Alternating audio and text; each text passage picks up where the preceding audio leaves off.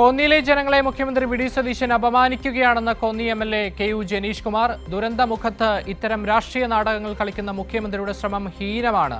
വരുന്ന വഴിയിൽ എവിടെയെങ്കിലും വാഹനമൊന്ന് നിർത്തിയിരുന്നെങ്കിൽ കർഷകർക്ക് സംഭവിച്ച ദുരന്തം കാണാമായിരുന്നുവെന്നും മുൻപ് നടന്ന യോഗങ്ങളിൽ വിമർശനം ഉന്നയിച്ചതിന്റെ പേരിലാണ് തന്നെ ഒഴിവാക്കിയതെന്നും ജനീഷ് കുമാർ പറഞ്ഞു.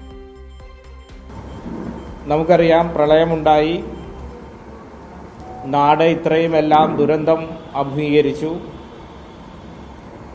ഒരുപാട് മാധ്യമ വിമർശനങ്ങൾക്കും ഒക്കെ ശേഷം ഇന്നലെ ബഹുമാനപ്പെട്ട കേരളത്തിൻ്റെ മുഖ്യമന്ത്രി പത്തനംതിട്ട ജില്ലയിലെത്തി.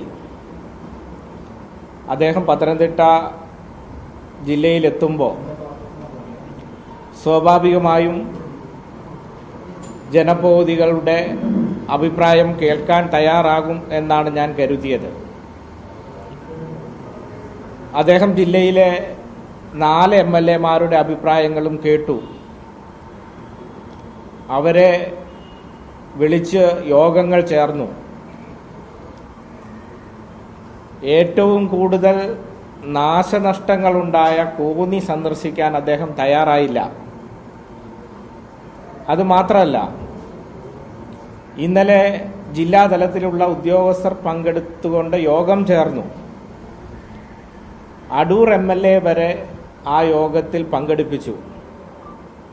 എനിക്ക് ഒരു വിധത്തിലുള്ള അറിയിപ്പും അത് സംബന്ധിച്ച് നൽകിയില്ല.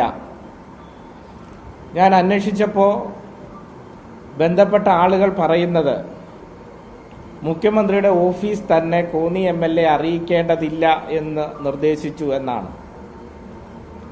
അത് വളരെ ബോധപൂർവമായിരുന്നു ആ നിർദ്ദേശം. കാരണം ആ യോഗത്തിൽ ഞാൻ പങ്കെടുത്താൽ ഗ്രൗണ്ടിൽ ഉണ്ടായിട്ടുള്ള, ഫീൽഡിൽ ഉണ്ടായിട്ടുള്ള പോരായ്മകൾ ചൂണ്ടിക്കാട്ടും.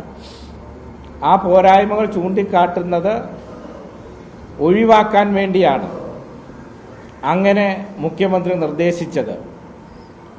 ദുരന്തമുഖത്തും ഇത്തരം രാഷ്ട്രീയ നാടകങ്ങൾ കളിക്കുന്ന മുഖ്യമന്ത്രിയുടെ ശ്രമം അങ്ങേയറ്റം ഹീനമാണ്.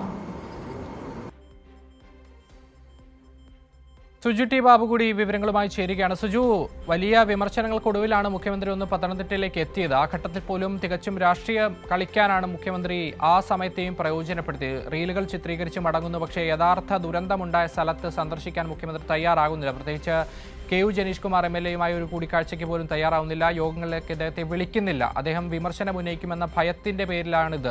എന്തായാലും കഴിഞ്ഞ ദിവസം സുജുവിന്റെ ചോദ്യങ്ങളോടും മുഖ്യമന്ത്രിക്ക് ഭയമായിരുന്നു. വിമർശനങ്ങളെയും ചോദ്യങ്ങളെയും ഒക്കെ ഭയക്കുന്ന ഒരു മുഖ്യമന്ത്രി, അതൊക്കെ തന്നെയാണ് ഇന്ന് കെ യു ജനീഷ് കുമാർ MLA-യും ചൂണ്ടിക്കാട്ടിയത്. എന്തൊക്കെയാണ് അദ്ദേഹം പറഞ്ഞ കാര്യങ്ങൾ?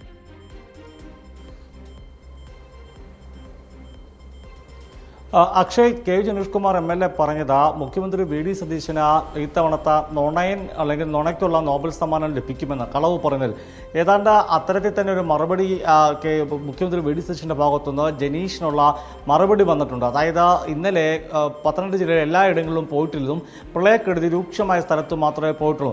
അതുതന്നെയാണ് ജനീഷ് ചൂണ്ടിക്കാട്ടുന്ന ഏറ്റവും രൂക്ഷമായ സ്ഥലങ്ങളൊന്ന് കോന്നി തന്നെയാണ്.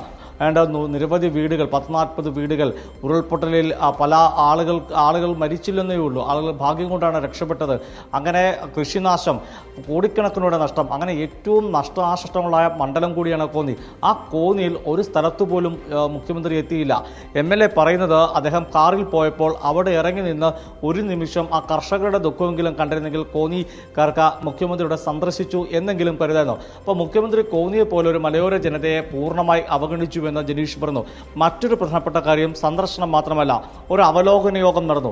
ആ അവലോകന യോഗത്തിൽ നമ്മൾ കണ്ടതാണ്, അബിൻ വർക്കിയുണ്ട്, ശാന്തകുമാർ ഒക്കെ ഇവിടെ വന്നു. ആ യോഗത്തിലേക്ക് മുഖ്യമന്ത്രി K U Janeesh Kumar MLA ക്ഷണിച്ചിട്ടില്ല. എന്തേ മുഖ്യമന്ത്രിക്ക് ജനപ്രതിനിധികളുടെ അഭിപ്രായം കേൾക്കേണ്ടേ എന്ന പ്രധാനപ്പെട്ട ചോദ്യമാണ് ഇവിടെ ഉയരുന്നത്. അത് മുഖ്യമന്ത്രിയുടെ ഓഫീസ് തന്നെയാണ് ജനീഷിനെ വിളിക്കേണ്ട എന്ന് അറിയിച്ചതായിട്ടാണ് ബന്ധപ്പെട്ട ഉദ്യോഗസ്ഥർ K U Janeesh Kumar MLA അറിയിച്ചത്.